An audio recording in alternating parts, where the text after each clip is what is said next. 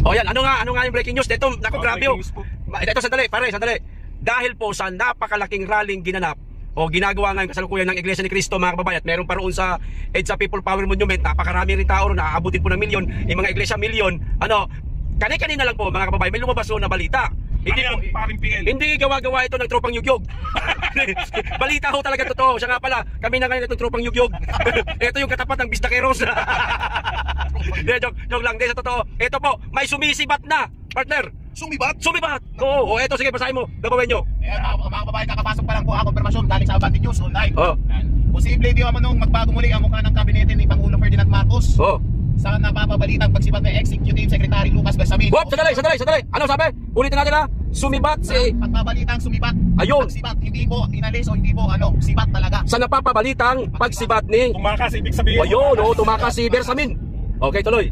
So yun, mga kababayan ko, no, kung may delikatisa pa tong administrasyon, baka naman. Siya na rin. Alam niyo po, magbigay ka ng opinion. Ayan, Alam niyo, ito, tingin natin, no, si Bersamin na lang po yung kumbaga pinakamatino, no, dyan sa sindikato yan sa Malacanang. Matino ba si Tikato? Hindi, ibig sabihin kasi nakakapagtago pa siya sa batas dahil ang binabanggit ni Bersamin lagi ay naaayon sa saligang batas. Diba? Ayun. Kaya ngayon siguro hindi niya na makayanan na i-quote pa o kasi ano siya dati siyang Chief Justice sa Supreme Court talagang hindi niya na siguro makayanan yung tinatawag nating pressure na ipagtanggol pa, no? Yung tinuturong kung hindi man pinaka-mastermind, pinakamalaking porsyento na tinanggap, no? Pero mo 25 billion.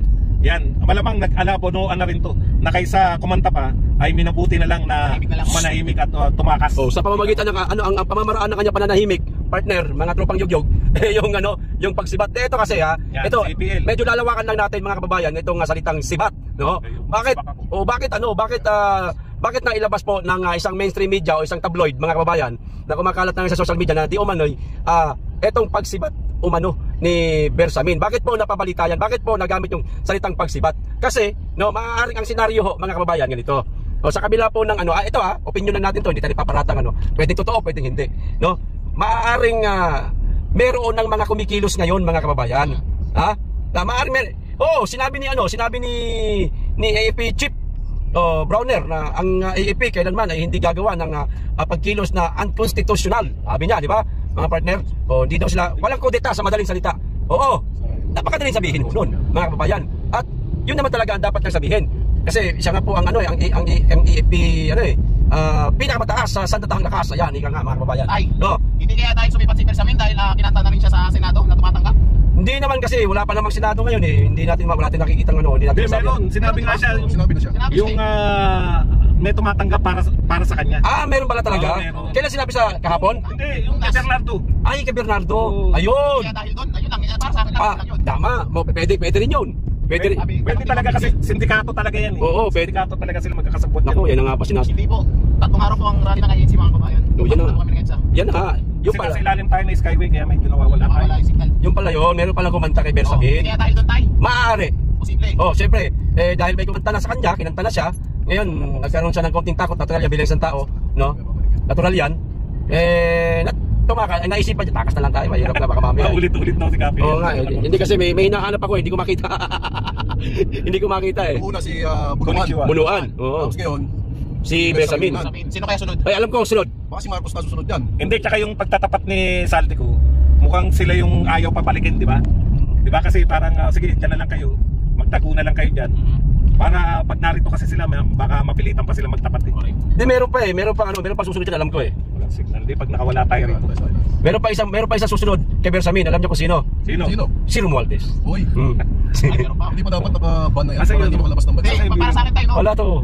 Video na to. Hindi ba dapat tawag dito, kapag ganyan na mga senaryo, hindi ba dapat iban na ang mga nila, mga i-kumpiskahin yung mga nila, pasaporte nila? Hindi pa basta-basta yan kasi wala naman demanda Hindi makalabas ng bansa. Wala na lang. Hindi, ano kasi yan, dadaan sa korte. Wala naman kasing korte ang magsasabi na, yan nga ang problema, paano sila masasabihan ng korte, wala naman silang demanda. Pag may demanda na sila, yan, mabigat yung sa kanila, baka pwede rin. Baka na yata sila basta. Wala pala, no? Wala nakikita. Buti pa ako, may video ko. Sige lang. So yun na nga, mga kababayan. Nagkakasibatan na po sila. Ngayon lang to nangyari na ang mga gabinete ay pangalawang beses siguro. Una sa Amang Marcos. Tapos ito pangalawa sa Junior. Nagsisipagtakasan na yung mga mga kababayan. Yung mga gabinete. Ayun, natatakot na. So ibig sabihin yan mga kababayan, ibig sabihin ho niyan, natataranta na sila, natataranta na sila na baka makalaboso sila. Kumbaga kanya-kanyang takas. Ayan, Kanya-kanyang takas, kanya-kanyang ligtas sa sarili. Kanya-kanya na. At kanya-kanyang, ang malupit niyan kung kanya-kanyang tago ng yaman. Hindi, pre. Yung halimbawa, kung totoo man talaga yung mga nakaw na yaman yan, ay tago na yan. Oo, ay tago na yan, matagal na itago yan. Kaya nga lakas na nung tumakas nila kasi kung talaga kain-kain sila buhayin nun habang nabubuhay sila eh. Sa laki ba naman ng halaga eh. Kaya talaga dapat paburaw sana tayo sa death penalty talaga dapat para sa mga politiko. Maraming hindi pipirma ng death penalty na yan kasi maraming mabibitay. Maraming mamamatay. So, papunta na po kami ngayon mga kababayan sa Ay tuloy pa rin kaya yung di ba chairperson si doon si BBM sa ASEAN ngayon. Kung hindi na siya presidente, paano? Pag hindi, next year pa naman yun eh. Next year pa naman. Hindi naman tao yung nagpe-presidente kundi kundi bansa. So kung sino ang presidente natin, yun yung nakatawa. At saka pala nakalimutan natin, partner Badong. Ano? Ang papalit ni Umano kay Bersamin, si Ralph Recto. Ayun. May putya, hindi niya kaya. Alam mo, ang executive secretary, dyan na talaga ang kapalpakan ni BBM. Kasi po ang executive secretary, wala po nilagay na executive secretary na hindi abogado. First time na naman, talagang maraming first time. Lahat po na natatandaan kong executive secretary, panay abogado po yan. Kasi po ang dami pong usapin na kumbaga, yung presidente, lalo na kung hindi abogado, marami pong hindi kakulangan sa batas, di ba? Correct. Kung matino kang presidente, dapat ang kunin mo abogado para mapapayuhan ka na maayos. Correct. Wala na nga sa pinag-aralan, wala na nga sa pinag-aralan, wala na nga sa college degree. Punta na kumuha pa siya ng isang tanga. Ano? Yung recto ba yun tayo? Yun ba yung bastos kay Senator Bongo? Yun.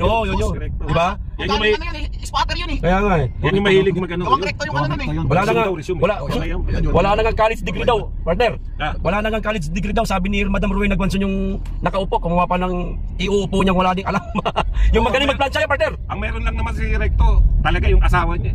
Alam niyo ba, baka hindi alam na mga viewers natin kasi bata yung mga viewers ko, partner, mga DC. Sa mga viewers po natin na hindi nakakalam.